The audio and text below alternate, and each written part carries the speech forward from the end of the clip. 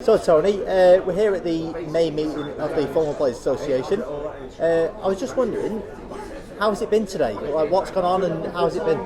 Well, it's been same as usual. I first came in September last year and met a lot of people that I've not seen for a long time.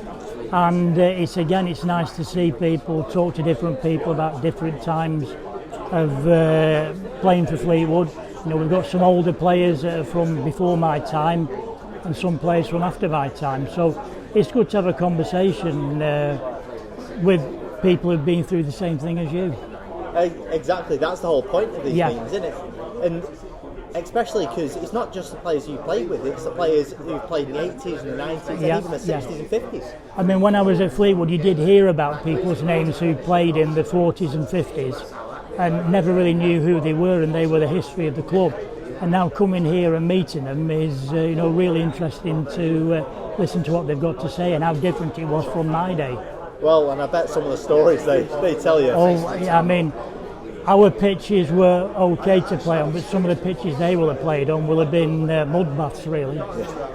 And looking out on the pitches here at Pilfoot Farm, the way the club has propelled them forward. I mean, it'd be a dream to play on something like this. I mean, we talk about the turf at Wembley. This is just as good, I would expect, because the facilities in this area now are fantastic. We used to have to spend our training nights running around the streets of Fleetwood, doing sprints on Fleetwood Baths car park, running around the Mount, and it doesn't compare to what is here now. We had no floodlights really to use either.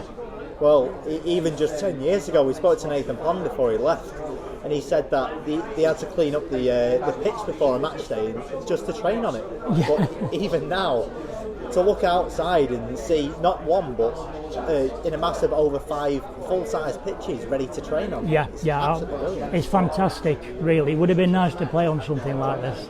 And also, not just the turf here, the turf at Highbury. Obviously, it's looking exactly the same as it was 10 years ago, but probably a lot different to when it was in the 70s. I mean, I say on our pitches used to be a bare strip from the goal out to the centre circle and back to the other goal that was no grass on at all as the season wore on. But nowadays they're in pristine condition from August right the way through till May. And you said you played in the 70s. Are there some players here today that you played with? Yeah, there's Jimmy Mosley, Roy Whitehouse, Loz Walsh, Norman Moran, Alan Tewson, looking around, George Ellaby. So there are quite a few from my era, which I think was fairly successful, really. Yeah, exactly. In the Cheshire League and the North West Counties League. The highlights for me would probably be the FA Cup game against Blackpool, which was 1980, and the hype around the town and everything was just fantastic. I can imagine a local derby, and especially everything that comes with it. To play them in the cup, it's... Well, I mean, it was due to be played at Highbury, and the interest from television and radio was unbelievable. And then there was some toing and froing. Eventually, it went to Bloomfield Road, as we all know. But it was an experience, and it was fantastic for me, the team, and the town, really, even though we did lose. We'll chalk that bit off. But going back to the former players' meetings, you brought a few shirts for you today. Yeah, well, I mean, my dad used to play for Blackpool in the 1950s through to the early 60s, and he played in 2 cup finals for them in 51 and 53, and he's collected bits of memorabilia over his time. So I thought it was nice to bring it in, and the interest it's shown from the people here is unbelievable. Well, it's not the first thing you brought in either, is it?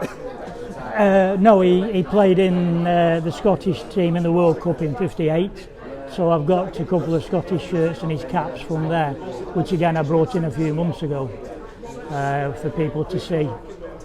Well, it obviously runs in the family, the football in blood, doesn't it? Well, my dad was probably more skillful than me. I was one of those if it was there, kick it kind of thing. Well, at least you're valiant enough to admit Looking at the meetings, obviously we talked about the importance of it, and the growth of it, since your first meeting, has been unbelievable. Well, I will say the first meeting I came to, there were probably 30, 35. But I've seen people to 60 or 70 people here at various times. And obviously people are missing because of holidays, etc. But there's a hard core of 30 to 40 that turn up every time, really. And as I say, there's plenty of conversation. There's always something different every time you come.